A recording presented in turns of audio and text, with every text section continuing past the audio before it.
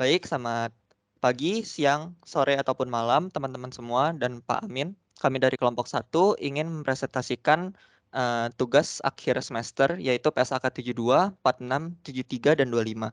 Nah, sebelum masuk ke pembahasan, kami akan memperkenalkan diri kami terlebih dahulu. Boleh di-next? Baik. Nah, pada hari ini kelompok 1 akan mempresentasikan PSAK yang tadi sudah disebutkan. Nah, pertama ada Andrew Anwar dengan NIM akhir 130, lalu Richard Susento dengan NIM akhir 141, lalu ada saya sendiri, Sean Kurniawan dengan NIM 142, lalu Jason Calvin dengan NIM 143, dan juga Venesia Rustani dengan NIM 150. Baik, saya akan memulai dari yang pertama, pembahasan PSAK yang pertama itu yang ke-72, di mana ada judulnya itu pendapatan kontrak dari pelanggan. Boleh next. Nah, PSAK 72 ini merupakan adopsi dari IFRS 15, di mana dengan nama Revenue from Contract with Customers, atau di dalam bahasa Indonesia itu pendapatan kontrak dari pelanggan, yang berlaku ini mulai dari 2018. Efektifnya. Nah, standar ini bersifat principle based dan standarnya komprehensif karena mengatur semua jenis pendapatan yang terkait dengan kontrak pelanggan sehingga menghilangkan pengaturan dalam standar yang lain. Nah, ini joint project dari IASB dan VASB atau USJP. Nah, ini benar-benar berlaku ini pada tanggal 1 Januari 2020 yang menggantikan PSAK-PSAK yang mengenai pendapatan-pendapatan, yaitu PSAK 23, 34, 44, dan ISAK 10, 21, dan 27. Boleh next. Nah, tujuannya ini untuk menetapkan prinsip tentang sifat, jumlah waktu, dan ketidakpastian pendapatan dan arus kas yang timbul dari kontrak dengan pelanggan. Nah, pencapaian tujuan ini yang pertama ada mengakui pendapatan untuk menggambarkan pengalihan barang atau jasa yang dijanjikan kepada pelanggan. Kemudian mempertimbangkan syarat kontrak serta seluruh fakta dan keadaan yang relevan. Dan yang terakhir itu menerapkan untuk kontrak individual dan portofolio kontrak. Next. Oke, nah itu kemudian ada tahapan pengakuan pendapatan, di mana yang pertama ada pengakuan, terus pengukuran dan pengakuan kembali pendapatan yang sudah diakui tadi. Nah, di dalam pengakuan yang pertama ini ada beberapa tahap, yaitu mengidentifikasi kontrak dengan pelanggan, terus mengidentifikasikan kewajiban pelaksanaan, terus di dalam tahap pengukuran ini ada menentukan harga transaksi dari kontrak tersebut, terus mengalokasikan harga transaksi terhadap kewajiban pelaksanaan. Nah, di bagian pengakuan yang terakhir ini ada mengakui pendapatan ketika selama entitas menyesuaikan kewajiban pelaksanaan. Boleh next. Nah, di pengakuan ini tadi kan ada beberapa step ya. Jadi, yang pertama ini mengidentifikasikan kontrak dengan pelanggan, di mana ini dibagi menjadi dua, yaitu kombinasi kontrak dan modifikasi kontrak. Kemudian mengidentifikasi kewajiban pelaksanaan. Ini pada awal kontrak ini entitas menilai barang atau jasa yang dijanjikan dalam kontrak dengan pelanggan dan mengidentifikasi sebagai kewajiban pelaksanaan. Kemudian yang terakhir ada penyelesaian kewajiban pelaksanaan. Nah, di tahap ini, setiap kewajiban pelaksanaan yang sudah diidentifikasi, entitas menentukan pada awal kontrak apakah entitas menyelesaikan kewajiban pelaksanaan sepanjang waktu.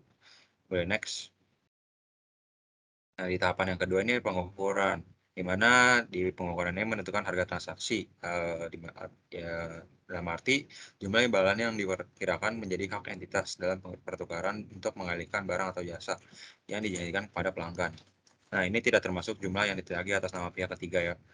Nah, selanjutnya tuh mengalokasikan harga transaksi terhadap kewajiban pelaksanaan. Dan yang terakhir itu misalnya ada perubahan harga transaksi bisa dilakukan di tahap pengukuran ini. Next. Untuk pengakuan tahapan kontrak pelanggan ini dibagi jadi beberapa step juga. Yang pertama ini mengakui pendapatan ketika selama entitas menyelesaikan kewajiban pelaksanaan nih, di mana entitas ini mengakui pendapatan ketika atau selama entitas menyelesaikan kewajiban pelaksanaan dengan mengalihkan barang atau jasa yang dijanjikan, yaitu aset itu kepada pelanggan. Kemudian aset ini dialihkan ketika atau selama pelanggan memperoleh pengendalian atas aset. Next. Nah, setelah melakukan pengakuan tadi dan tahapan-tahapannya, ini ada bisa dibilang tahap akhir dari pengakuan kontrak tersebut. Yang jadi bisa kontrak itu bisa diakui pendapatan kalau misalnya sudah mencapai step ini. Jadi yang pertama ini ada penyajian. Nah, penyajian ini ketika salah satu pihak atau kontrak telah melaksanakan entitas menyajikan kontrak dalam laporan posisi keuangan di mana aset ini adalah kewajiban itu lebih besar dari imbalan yang diterima, dan liabilitas kontrak ini kewajibannya lebih kecil dari imbalan yang diterima. Nah, ini bergantung pada hubungan antara kinerja entitas dan pembayaran pelanggan. Nah, setelah penyajian itu ada pengungkapan, di mana tujuan dari pengungkapan ini adalah agar entitas mengungkapkan informasi yang cukup yang memungkinkan pengguna laporan keuangan memahami sifat, jumlah, waktu, dan ketidakpastian pendapatan dan arus kas yang timbul dari kontrak dengan pelanggan. Nah, itu gambaran sekilas mengenai PSAK 72. Untuk PSAK selanjutnya akan dilanjutkan oleh teman saya. Terima kasih. Oke, selanjutnya saya akan menjelaskan tentang PSAK 46, di mana PSAK 46 ini mengatur bagaimana entitas melaporkan pajak penghasilan dalam laporan keuangan, baik dalam laporan posisi keuangan maupun dalam laporan laba rugi dan penghasilan komprehensif lain. Jadi PSAK 46 ini menggunakan konsep akrual dalam mengakui beban, aset, dan kewajiban perpajakan. Sehingga setiap penghasilan menurut akuntansi harus tetap diperhitungkan dampak pajak yang harus dibayarkan di masa depan atau telah dibayarkan pada masa sekarang. Untuk itu timbullah aset dan pajak tangguhan. Next. Next. Selanjutnya ada tujuan dari PSAK 46, di mana tujuan pertama mengatur pelakuan akuntansi untuk pajak penghasilan. Yang kedua, bagaimana mempertanggungjawabkan konsekuensi pajak, di mana yang pertama dengan pemulihan jumlah tercatat aset atau liabilitas di masa depan yang diakui pada laporan posisi keuangan entitas. Selanjutnya ada transaksi-transaksi dan kejadian-kejadian lain pada periode kini yang diakui pada laporan keuangan entitas. Selanjutnya tujuan yang ketiga yaitu mengatur pengakuan aktiva pajak tangguhan yang berasal dari sisa rugi yang dapat dikompensasi ke tahun berikut. Selanjutnya perbedaan pengaturan dengan IAS 12, di mana SKP penambahan kesesuaian dengan peraturan perpajakan untuk definisi aset dari pajak tangguhan. Next. Oke, selanjutnya ada definisi atau pengertian-pengertian nih, di mana yang pertama ada aset pajak tangguhan, di mana ini merupakan suatu jumlah pajak penghasilan yang dapat dipulihkan pada periode masa depan sebagai akibat adanya, yang pertama perbedaan temporer yang boleh dikurangkan. Yang kedua ada akumulasi rugi pajak belum dikompensasi. Dan yang ketiga ada akumulasi kredit pajak belum dimanfaatkan dalam hal peraturan perpajakan mengizinkan. Jadi, kredit pajak belum dimanfaatkan ini merupakan suatu fasilitas perpajakan yang diberikan kepada entitas yang memenuhi persyaratan tertentu untuk memperoleh pengurangan pajak terutang di masa depan. Jadi aset pajak tangguhan, pajak yang kita itu bayarkan dulu ke negara, jadi akan menjadi suatu piutang, jadi pajak menjadi pajak dibayar di muka. Selanjutnya adalah liabilitas pajak tangguhan. Jadi, ini merupakan suatu jumlah pajak penghasilan terutang pada periode masa depan sebagai akibat adanya perbedaan temporer dari kena pajak. Next. Selanjutnya definisinya ada beban pajak. Jadi ini merupakan suatu jumlah agregat pajak ini dan pajak tangguhan yang diperhitungkan dalam menentukan suatu laba atau rugi pada suatu periode dipadankan dengan laba akuntansi. Kalau laba akuntansi, laba atau rugi selama satu periode sebelum dikurangkan beban pajak. Ada laba kena pajak, di mana ini merupakan suatu laba atau rugi selama satu periode yang dihitung berdasarkan peraturan yang ditetapkan oleh otoritas pajak atas pajak penghasilan yang terutang atau dilunasi. Kalau pajak penghasilan merupakan suatu pajak yang dihitung berdasarkan peraturan perpajakan dan pajak ini dikenakan atas laba kena pajak entitas. Next. Selanjutnya ada pengertian dari pajak ini, di mana pajak ini merupakan jumlah pajak penghasilan yang terutang dilunasi atas laba kena pajak rugi pajak untuk satu periode. Selanjutnya ada untuk entitas konsolidasi termasuk laba atas anak perusahaan, di mana ada perbedaan temporer nih namanya. Jadi ini merupakan suatu perbedaan antara jumlah tercatat atau aset atau liabilities pada posisi keuangan dengan dasar pengenaan pajak. Jadi perbedaan temporer ada dua, yaitu pertama perbedaan temporer kena pajak. Jadi ini perbedaan temporer yang menimbulkan jumlah kena pajak dan penentuan laba kena pajak atau rugi kena pajak di periode masa depan. Ketika jumlah tercatat aset atau liabilities dipulihkan, jadi perbedaan ini nanti akan menjadi suatu tarif pajak dan akan jadi suatu liabilities pajak, yang artinya dia harus diakui sebagai suatu utang. Tapi nanti akan disesuaikan di periode selanjutnya. Selanjutnya ada periode temporer yang dapat dikurangkan. Jadi perbedaan temporer menimbulkan jumlah yang dapat dikurangkan dalam penentuan laba kena pajak atau rugi pajak di periode masa depan. Jadi ketika jumlah tercatat atau aset dipulihkan atau diselesaikan, akan jadi perbedaan temporer kena pajak dicatat. Sebagai liabilities pajak, kalau perbedaan temporer yang dapat dikurangkan, dicatat sebagai aset, tapi nanti dikurangkan di periode selanjutnya. Next. Selanjutnya ada pengakuan pajak kini, di mana berdasarkan peraturan pajak di Indonesia, maka akan timbul aset pajak kini atau current tax asset dan hutang pajak kini atau current tax liabilities, di mana jumlah pajak kini yang belum dibayar harus diakui sebagai liabilitas. Apabila jumlah pajak yang telah dibayarkan melebihi jumlah pajak terhutang, maka sisinya disebut sebagai aset. Selanjutnya ada manfaat daya rugi pajak yang dapat ditarik kembali untuk memulihkan pajak kini dari periode sebelumnya diakui sebagai aset. Next. Oke, selanjutnya ada pengakuan aset pajak tangguhan dan liabilitas tangguhan, di mana perbedaan penafsiran dan pengakuan antara SAK dan peraturan perpajakan atas pengakuan pendapatan beban mengakibatkan timbul perbedaan jumlah dalam perhitungan laba rugi. Jadi perbedaan ini akan disebut sebagai perbedaan temporer. Jadi kita akan fokus ke perbedaan temporer, di mana yang tadi sudah dijelaskan sebelumnya ada dua, itu kena pajak dan juga perbedaan temporer dapat dikurangkan, di mana untuk perbedaan temporer kena pajak jika nilai tercatat lebih besar daripada dasar pengenaan pajak. Kalau misalkan perbedaan temporer dapat dikurangkan jika nilai tercatat lebih kecil dari dasar pengenaan pajak.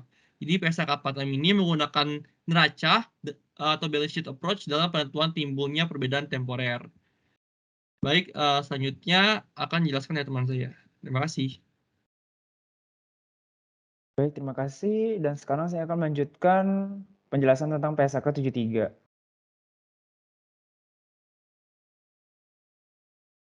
Nah, apa itu PSAK 73 atau PSAK 73 sewa? PSAK 73 sewa adalah penerapan prinsip pengukuran, penyajian, pengungkapan, serta pengakuan sewa.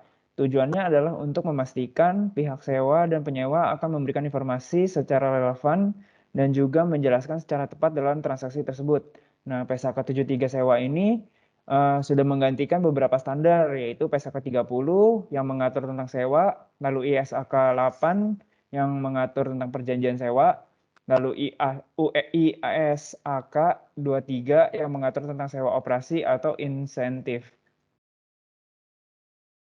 Nah, di sini ada penerapan PSAK 73 dalam akuntansi penyewa. Nah, beberapa sewa bisa memberikan syarat dalam tanggal permulaan penyewaan, yakni mendapatkan pengakuan aset hak guna dan juga liabilitas dari sewa, menghitung aset hak guna di dalam biaya perolehan, membuat perkiraan liabilitas sewa dalam hal pembayaran sewa yang belum dibayar ketika tanggal permulaan. Nah, selanjutnya itu ada implementasi dari PSAK 73 sendiri dalam perusahaan. Nah, yang pertama itu ada melakukan identifikasi kontrak. Untuk identifikasi kontrak ini, pihak yang menyewa harus bisa mengidentifikasi apakah sewa tersebut sudah termasuk dalam sewa guna usaha atau sebagai sewa operasi sejak terbitnya kontrak sewa. Nah, kontrak yang berkaitan dengan sewa ini mencangkup pertama adanya kontrak yang memiliki jangka waktu kurang dari setahun, penyewaan dasar aset yang memiliki nilai rendah seperti laptop atau komputer. Lalu yang ketiga itu perjanjian kontrak sewa yang tidak melewati batas nilai materialitas. Terus implementasi yang kedua itu ada biaya melekat pada kontrak sewa, yaitu berbagai jenis biaya yang terdapat di dalam kontrak sewa mencakup biaya perawatan, restorasi, renovasi, dan berbagai biaya lainnya yang tercantum di dalam kontrak sewa. Terus implementasi yang ketiga itu ada aset hak guna dan liabilitas.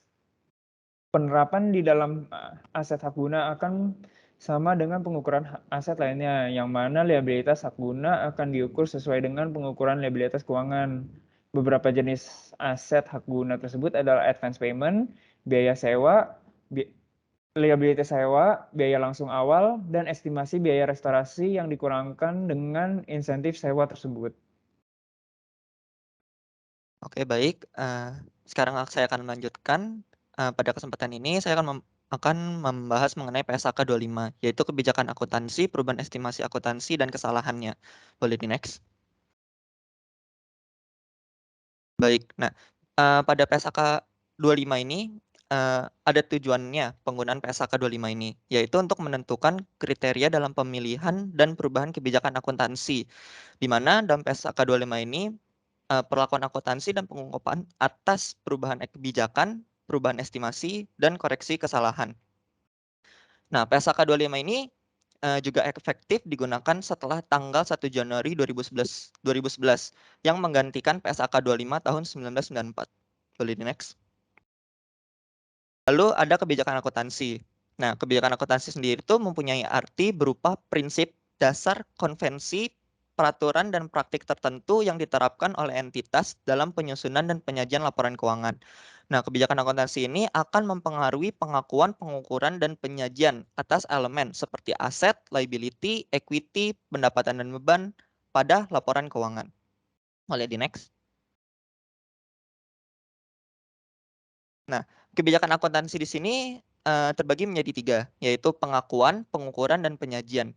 Di mana pengakuan itu berisi kapan dan kondisi seperti apa diakuinya, lalu pengukuran itu berapa banyak yang diakui, dan penyajian itu bagaimana disajikan di laporan keuangan. Boleh next. Lalu penetapan kebijakan akuntansi. Nah, ketika suatu SAK itu secara spesifik berlaku untuk suatu transaksi, peristiwa atau kondisi lainnya, kebijakan akuntansi itu yang diterapkan untuk pos tersebut menggunakan PSAK tersebut. Nah, jika tidak ada SAK yang secara spesifik berlaku untuk transaksi tersebut, manajemen menggunakan pertimbangannya dalam mengembangkan dan menerapkan suatu kebijakan akuntansi yang menghasilkan informasi yang relevan dan andal. Ya, itu berarti informasi itu harus meyakinkan, jujur, dan mencerminkan substansi ekonomi, netral, pertimbangan sehat, dan juga lengkap. Lalu ada beberapa pertimbangan dalam penerapannya, yaitu yang pertama, persyaratan dan panduan dalam PSAK yang berhubungan dengan masalah serupa dan terkait. Kedua, definisi, kriteria, pengakuan, konsep pengukuran untuk aset, liability, penghasilan, dan beban dalam kerangka dasar penyusunan dan penyajian laporan keuangan. Yang ketiga, standar akuntansi yang terkini yang dikeluarkan oleh badan penyusun standar lainnya yang mengacu pada KD PPLK yang sama dan literatur akuntansi. Boleh ini next. Dan juga ada konsistensi penerapan kebijakan. Nah, entitas itu memilih dan menerapkan kebijakan akuntansi secara konsisten untuk transaksi, peristiwa, dan kondisi lainnya yang serupa.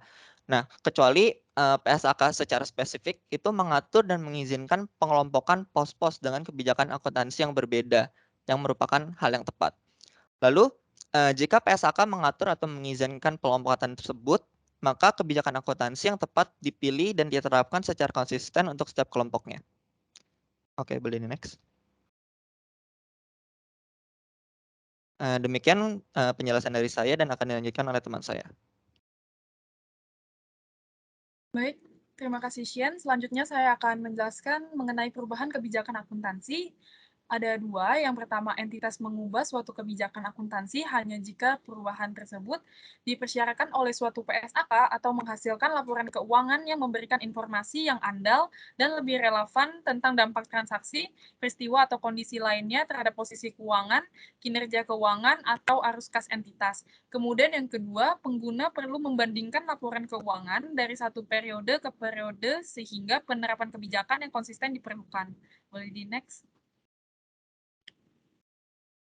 Kemudian ada penerapan retrospektif. Ketika perubahan kebijakan akuntansi ditetapkan secara retrospektif, maka entitas menyesuaikan 1. Saldo awal setiap komponen ekuitas yang terpengaruh untuk periode sajian paling awal. Kemudian yang kedua, jumlah komparatif lainnya diungkapkan untuk setiap periode sajian seolah-olah kebijakan akuntansi baru tersebut sudah diterapkan sebelumnya. Boleh di next. Kemudian ada estimasi akuntansi. Estimasi akuntansi merupakan estimasi entitas yang dapat mempengaruhi elemen-elemen dalam LK. Estimasi harus melibatkan pertimbangan entitas berdasarkan informasi terkini yang tersedia dan dapat diandalkan. Kemudian yang kedua, banyak hal yang mempengaruhi elemen LK yang tidak dapat diukur secara akurat, namun hanya dapat diestimasi karena ketidakpastian yang melekat pada aktivitas bisnis. Kemudian yang ketiga, penggunaan estimasi yang reasonable adalah yang terpenting dalam penyusunan LK tanpa mengesampingkan keandalannya. Boleh di next. Kemudian ada kesalahan. Nah, kesalahan dapat timbul dalam pengakuan, pengukuran, penyajian, atau pengungkapan unsur-unsur laporan keuangan. Laporan keuangan tidak sesuai dengan PSAK jika mengandung 1. Kesalahan material atau kedua, tidak material yang disengaja untuk mencapai suatu penyajian laporan posisi keuangan, kinerja keuangan, atau arus kas tertentu. Boleh di next. Kemudian ada kesalahan periode lalu. Kesalahan periode lalu adalah kelalaian mencantumkan dan kesalahan dalam mencatat dalam laporan keuangan entitas untuk satu atau lebih periode lalu yang timbul dari kegagalan untuk menggunakan atau kesalahan penggunaan informasi andal yang tersedia ketika penyelesaian laporan keuangan untuk periode tersebut dan secara rasional diharapkan dapat diperoleh dan dipergunakan dalam penyusunan dan penyajian laporan keuangan. Boleh di next. Kemudian ada koreksi kesalahan periode lalu. Koreksi kesalahan material periode lalu adalah entitas mengoreksi kesalahan material periode lalu secara retrospektif pada laporan keuangan lengkap pertama yang diterbitkan setelah ditemukannya dengan menyajikan kembali jumlah komparatif untuk periode lalu sajian di mana kesalahan tersebut terjadi, atau jika kesalahan terjadi sebelum periode lalu sajian paling awal, maka menyajikan kembali saldo awal aset, liabilitas, dan ekuitas untuk periode lalu sajian paling awal. Boleh di next. Kemudian ada pengungkapan koreksi kesalahan, sifat kesalahan periode lalu, kemudian ada jumlah koreksi untuk setiap periode sajian sepanjang praktis yang berisi untuk setiap item laporan keuangan yang terpengaruhi, dan LPS dasar dan dilusian jika PSAK 56 diterapkan atas entitas. Kemudian yang ketiga ada jumlah koreksi pada awal periode sajian paling awal, dan yang terakhir itu jika penyajian kembali retrospektif tidak praktis untuk suatu periode lalu tertentu, keadaan yang membuat keberadaan kondisi itu dan penjelasan bagaimana dan sejak kapan kesalahan itu telah dikoreksi. Laporan keuangan periode berikutnya tidak perlu mengulang. Boleh di next. Oke, sekian materi yang kelompok kami bawakan. Semoga dapat bermanfaat bagi kita semua. Sekian dan terima kasih.